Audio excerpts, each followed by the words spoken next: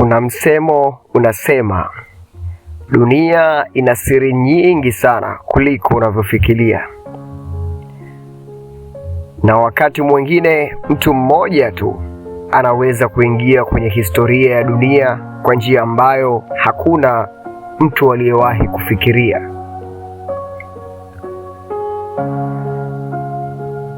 Na hii ni simulizi ya mtu kutokea Zanzibar, Tanzania, ambaye jina lake lilikuja kutajwa kwenye vyombo vya habari vingi duniani kote.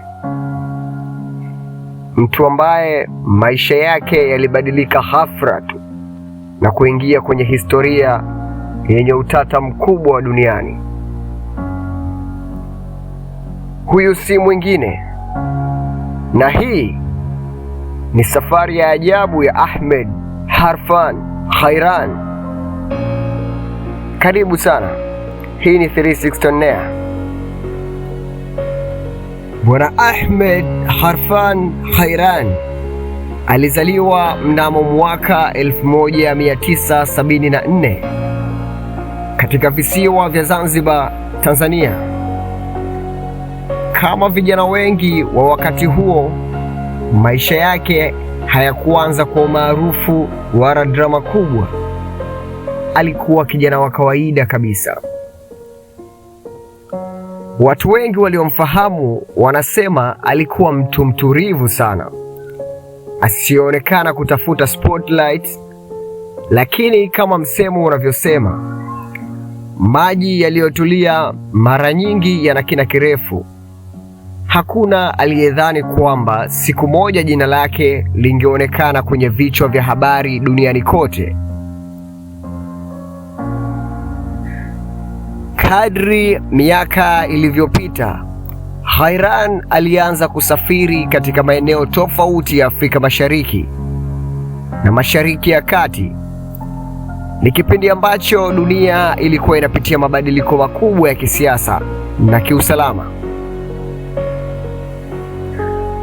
Makundi mbalimbali yalikuwa yanaibuka na baadhi ya vijana walivutwa na itikadi kali bila hata kutambua hatari iliyokuwa mbele yao. Ndipo jina la Khairan likaanza kuhusishwa na mtandao mkubwa wa kundi la Al-Qaeda. Kundi hilo wakati huo lilikuwa linaongozwa na mtu ambaye dunia ilianza kumfahamu sana, na si mwingine, jina lake ni Osama bin Laden. Lakini bado kwa watu wengi Tanzania, Khairan alikuwa jina lisilojulikana kabisa.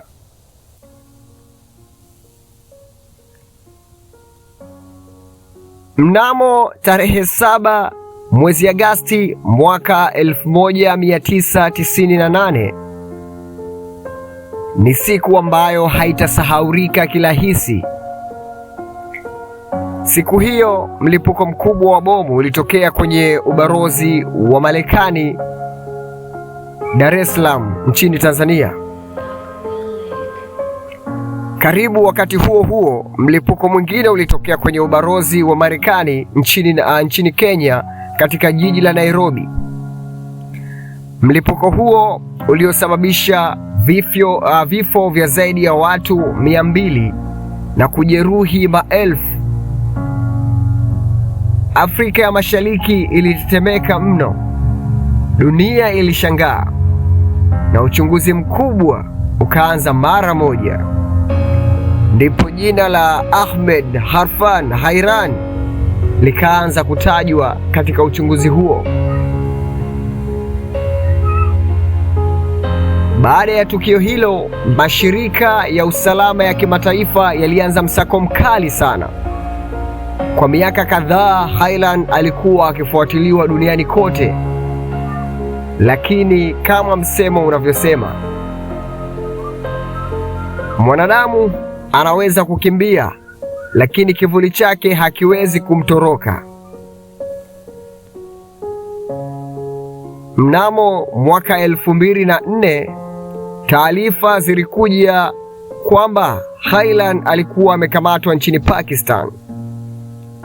Habari hiyo ilienea haraka sana duniani na baada ya kukamatwa alipelekwa katika gereza maarufu sana la Marekani lililoko huko nchini Cuba, ambalo linajulikana kwa jina la Guantanamo Bay. Mpaka hapo Khairan anachukua historia ya kipekee kuwa Mtanzania wa kwanza kabisa kufungwa katika gereza zito, gereza lenye mambo mengi sana, gereza lenye ulinzi mkubwa duniani, gereza la Guantanamo Bay. Gereza hilo limekuwa mojawapo ya magereza yenye utata mkubwa sana duniani. Miaka kadhaa baadaye, serikali ya Marekani iliamua kumfikisha Khairan mahakamani na kesi yake ilisikilizwa katika jiji la New York.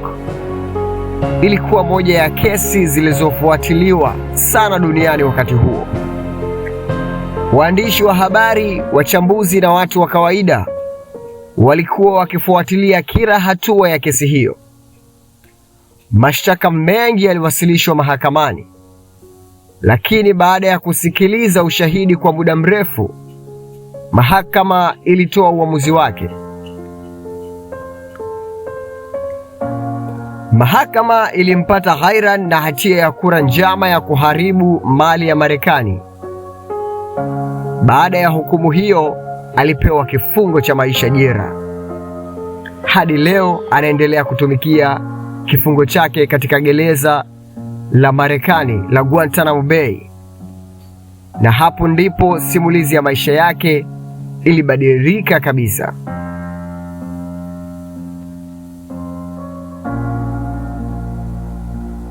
Simulizi ya Ahmed Khairan inaacha swali kubwa sana. Je, ni nini kinachoweza kumbadilisha mtu kutoka maisha ya kawaida hadi kuwa sehemu ya historia ya dunia?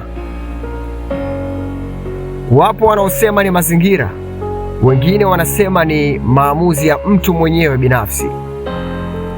Lakini ukweli mmoja unabaki. Maamuzi ya leo yanaweza kuandika historia ya kesho. Kutoka mitaa ya Zanzibar hadi mahakama za Marekani, safari ya Ahmed Harfan Khairan ni simulizi ambayo imeacha alama katika historia ya dunia. Na kama kuna funzo moja kubwa tunaloweza kujifunza ni hili hapa. Njia unayoichagua leo inaweza kuamua hadithi ambayo dunia itasimulia kuhusu wewe kesho. Karibu sana. Ulikuwa nasi muda wote. Sisi ni 360 On Air. Jiandae kwa sehemu ya pili ya taarifa hii. Mengi sana yalitokea. Alikuwa mfanyakazi wa Osama. Ilikuwaje mpaka ameconnect na Osama? Na aliaminika kiasi gani? Jiandae na karibu kwa ajili ya sehemu ya pili ya taarifa hii au historia hii. Asante sana.